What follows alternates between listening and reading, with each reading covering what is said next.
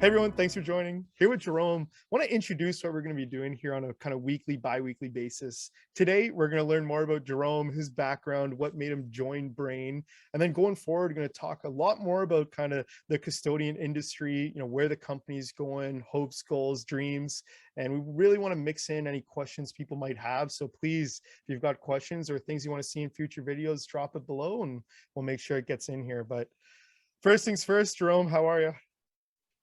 Great, Jason. Nice to see you. Always good to chat. Yeah, no, awesome. Well, here, I'm excited to do this one. I know you've got a crazy background, so let's just kind of dive into it. Usually I like to start, early career, some of the, highlights, and we'll walk through previous career stuff, and then eventually how you get involved with Brane. Yeah, I mean, this is almost like a full circle journey for me. In the early 2000s, I sort of started my career as a young finance executive, and I was sort of in the middle of a number of financial institutions that were sort of just jumping on the internet wave. And the market values and the market caps for fintechs at the time were just blowing up and going through the roof. And it was a really exciting time. And fast forward a few years, I've always been sort of in that intersection of financial technology and financial services. Helped lead a couple of technology companies in the business process outsourcing world. Then I ran BNY Mellon in Canada, and I took that role sort of a week or 2 weeks before the financial crisis. So that was kind of an exciting time, to say the least, as a master custodian and trustee.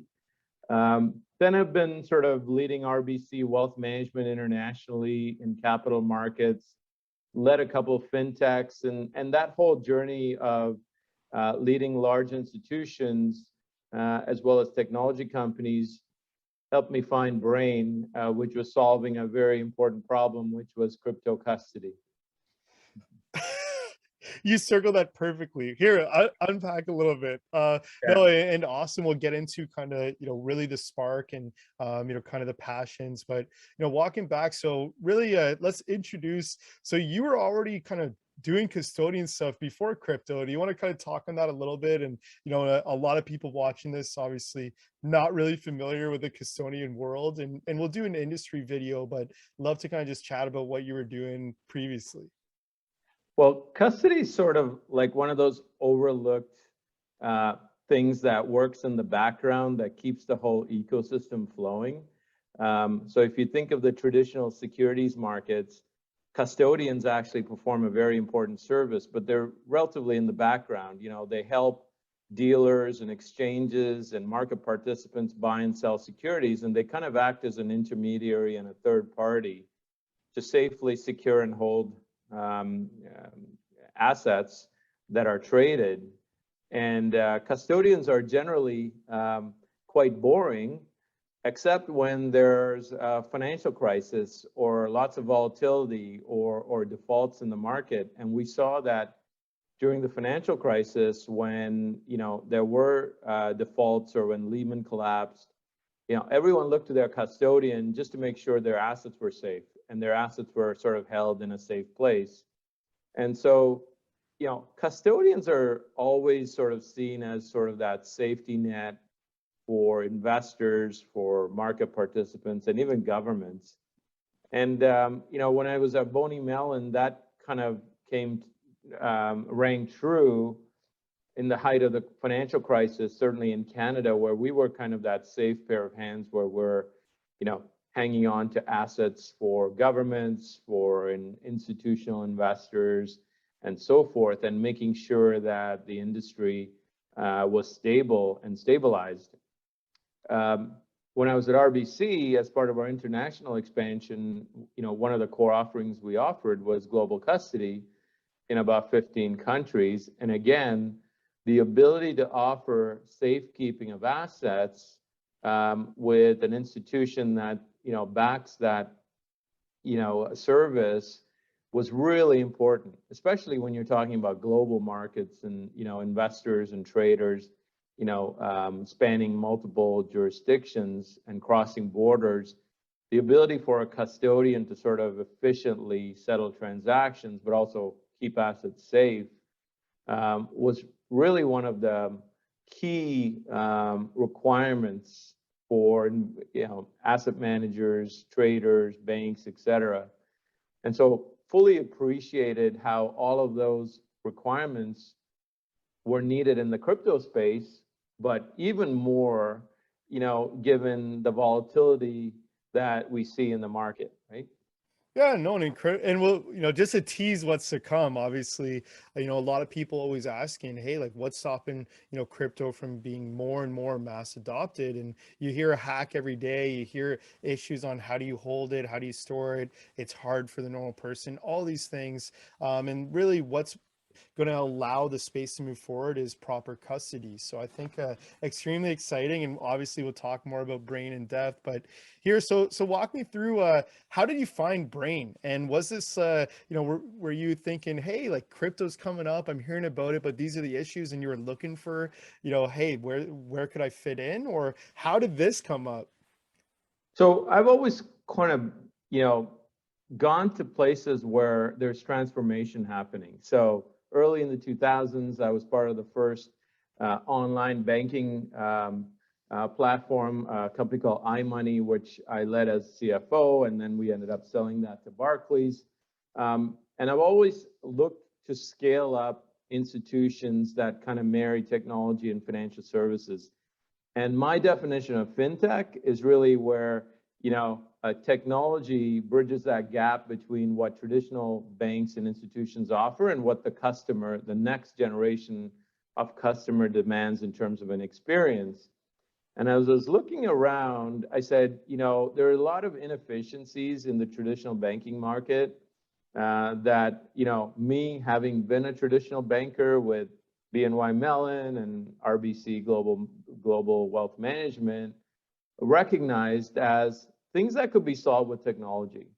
And so having begun a conversation with Brane about a year ago, I started to see that, hey, just as important as custody is in the traditional market, crypto custody is really an important factor in sort of helping to evolve the industry. And so that's what brought me to Brane. I said, first of all, cryptocurrency, certainly Bitcoin as an asset class, as a store of value, that's sort of a proven, conclusion that it will survive. It will find its way into asset management, asset allocations for investors. Retail has driven the market demand, but what was exciting to me was I was starting to see institutional participation, both with big global asset managers, wealth managers, even some pension funds starting to look at crypto as a form of diversification. Of course, we see folks like Elon at Tesla and some of the other pioneers in the space, Mark Cuban, for digital assets.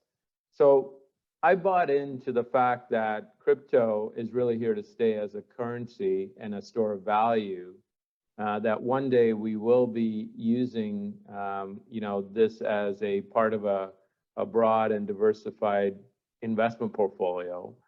But then I also bought into the technology, and I said, listen, this technology is going to transform traditional banking and financial services. And so that's kind of how I, was brought to, what Brane was doing. Right? Yeah. Well, what a story, and we're gonna unpack all this stuff in future videos too. And I think it's a lot sexier than people might give it credit for, and we'll be able to talk about some of the things that we're gonna change and the growth. Now walk me through kind of talk to me now that you're a part of Brane. Give me your day to day, week to week, kind of job, I guess, and let me hear a little bit more on kind of what that looks like.